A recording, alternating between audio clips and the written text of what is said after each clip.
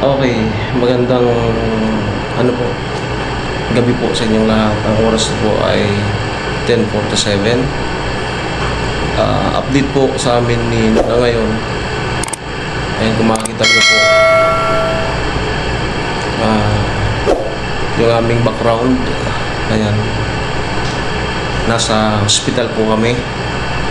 Nagbabantay dito sa kanyang pamangkin, yung anak ni ate niya, Charmaine.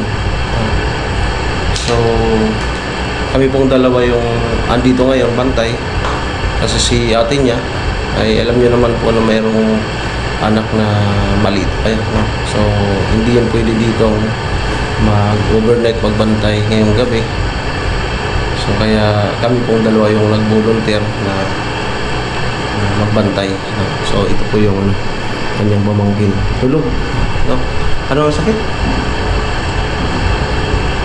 Sa bacteria yung foot and mouth disease.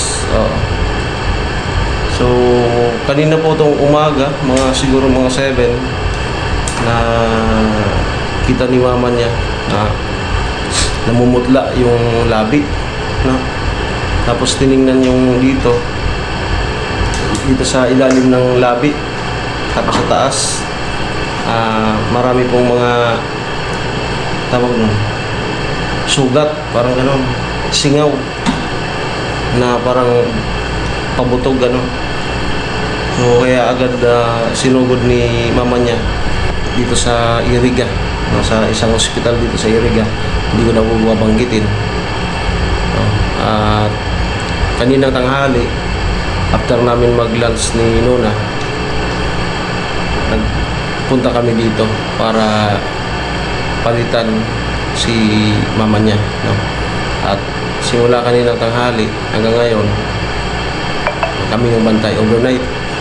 So bukas siguro babalik dito si mama niya.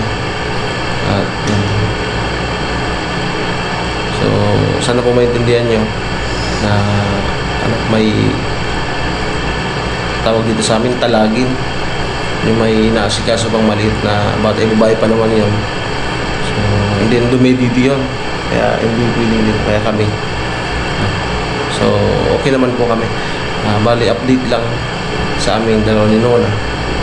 Yan yung yung binabantayan namin na pamangkin niya ay okay naman po, no? Okay naman, hindi naman siya yung malala, no? Pero ganun pa man, dito sa hospital ay siyempre hanggang makalabas bayarin. Yun nga, mas unahin yung isipin yung kaligtasan, maski gipit ay basta sabi ng ano na lang yung pera ang halaga, yung ma-secured yung buhay ng tao, yung bata. Ayan. So kalmado lang po yung boses ko kasi dito nga tayo sa hospital. Then kung napapansin nyo po, baka nakahagip yung aircon. Ito po yung sinuggest ng doktor na dapat daw i-isolate. Tama? Kasi daw, may bakterya. So dapat nasa isolator room na talagang siya lang yung nandito. Kasi daw, parang makakahawa. Yun nata yung uso ngayon na sakit ng mga bata, baka makapiro. Kaya yun, dito po hindi po nila kagustuhan na malagay sa private, para clear po sa inyo. Yung doktor po yung nagsuggest na dito ilagay sa private room. Yan po may aircon. So mag-aalas 11 na.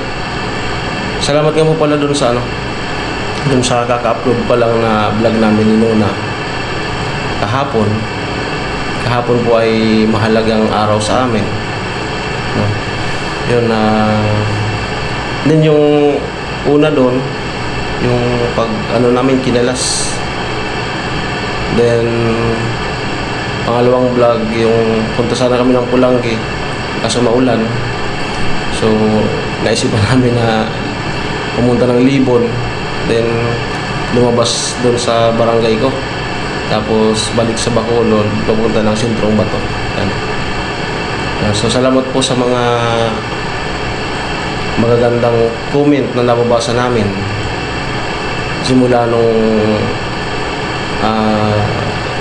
napagpasyan ko na isama-sama sa vlog, no? Para paunti-unti ay maintindihan nyo, kasi yun nga, mahirap naman, mabigat sa kalooban kung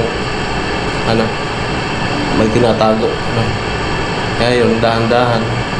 Salamat sa mga nawawala tuloy ngayon yung mga bashers ko. Nawapalitan ng nakalambot ng puso, no? Na parang napapawi yung dating parang naiinis ako. Ngayon, so salamat sa partner ko, no? At talagang andyan yung kooperasyon niya. Kasi nga, para naman din yan sa amin, no?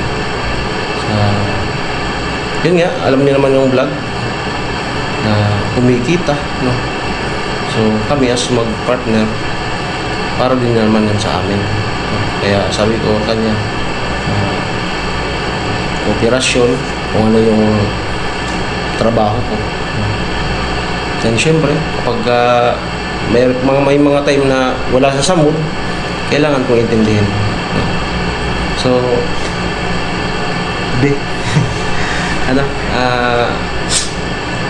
kumusta yung pamangkin mo?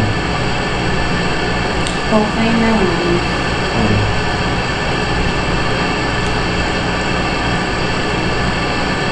Ganun.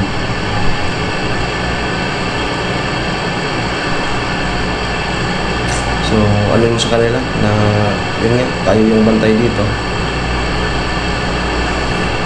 Kami po yung pumalit na bantay kay Ate Charmaine. Kasi di naman po kasi pwede si Ate Charmaine magbantay hanggang bukas. Kasi may bata pa po maliit. 8 months pa lang.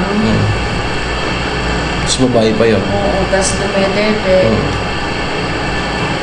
Kaya yun, kami na muna pumalit.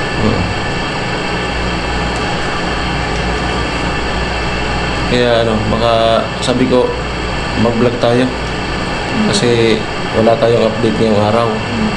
Yung upload ko po ngayong araw, kahapon yun. So ito pong naisipan namin na vlog ngayon,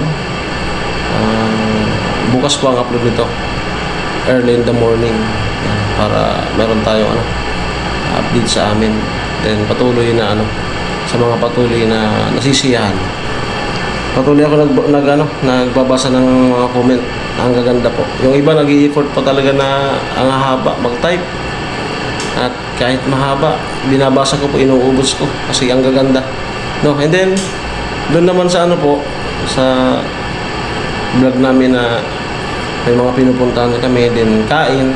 Yun, kinokontrol naman namin po yung mga foods namin. Then yung nabasa ko kanina na sa mga street foods, yung hepa, totoo naman po yun. So, kaya kinokontrol naman po kami. Alam naman po namin yung limitasyon. And then si Nona po, ayan, as a partner niya, hindi naman po ako nagkukulang. And then marunong naman po siyang mag-control. Kasi yun nga, nakakita niyo naman po na medyo dumadagdag yung katawan. Pero as of now, yun nga, bata pa naman siya. Wala pa naman akong hindi pa naman siya dumadaing sa akin na na nahihilo siya. Hindi pa naman po. Kasi magsi-17. So kayang-kaya pa naman po ng dugo niya. Siyempre, habang dumadagdag yung edad niya, ay andito tayo para magsaway. Then ako naman ay kahit na tayo, 28, magti-29 sa August. Kumataw. 34. Ha? Hindi. Yun nga. Ko 1990 po. Hindi, mag-ano na ako, mag-35 sa August. August 17, 1990. Pero yung sa papel ko is December 11, 1990. So kaya, pero pinag-celebrate ko po, August 17, yung talagang kapanganakan ko. Pero magdadagdag ang edad ko sa December 11. Ayan, 2025. Ayan. Siyempre, kahit na ganyan na masyadong komplikado yung aking sa birth certificate, sundin ko pa rin yung yung kung kailan ako ilinduwal ni mama. Ayan, kaya yan ang hinahandaan ko. Ayan po, update lang, ilang minuto na, 10 minutes. Ayan, so tulog na tulog. Di ba namin alam bukas kung di ba namin alam kung anong oras kami bukas mapapalitan ng bantay. Basta para sa andito lang kami. Sabi nga sa amin sa security guard, nasa 11GO number 11GO number 4 to quit my post only when properly relieved. Yan.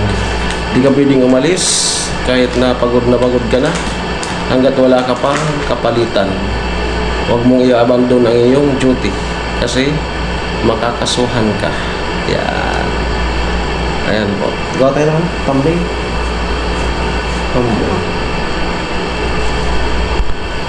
Sa ano na lang ata? Sa cellphone. Parang dito na lang. Okay. Ayan. So yun naman po. Update sa aming dalawa. No? Kasi alam kong natutuwa kayo at lalo naman kami. And matapos itong na to makalabas, so mas lalo nyo po kami nga abangan sa aming na mga location na pupuntahan. And then excited na ako sa papalapit na na blessing sa bahay ni Chinchin. And then salamat sa Team Pahuway, kanila Kuya Gatcho, kay Kuya Noli especially, then kay Vince, kay Tatay Kalose, and then sa family Regaspi, na talagang andyan. Family Regaspi na lang, lahitan ko na lang kayo, yung mga andyan sa nakapaligid sa sa bahay ni Chinchin. Then congrats sa mga kay Jamela. Ayan, pasensya na po kayo kung hindi ako nakababad sa project na yan sa bahay ni Chinchin. Pero po lilinawin ko lang na may ambag rin naman po ako dyan. May ambag rin naman po ako dyan. So para kasing inaamin ko naman po na may pagkukulang ako. So parang ihintayin ko na lang na mag blessing. Kasi pag pupunta ako doon, sana wala ka na lang dyan. Tapos pag wala naman ako, ba't wala ka doon? Kaya kumbaga wala na akong nagawang tama. Kaya hintayin ko na lang po na ang blessing, ang araw ng blessing. Yan. At yun, next kay Tricia, dyan na po ako babawi. Pangako po yan kay Tricia. Then syempre kay Kuya Jojo, salamat. Hindi mo tinigilan talaga yung pangako mo kay Chinchin, and then kay Tricia, maraming salamat. Okay, hanggang dito lang po muna. Maraming salamat sa Maginalad Striker. Sana po subscribe na kayo sa aking YouTube channel. Muna ako. And then don't forget to click my notification bell para pa-updated kayo sa aking mga bagong videos. Maraming salamat po. Ingat po kayo. Bye-bye.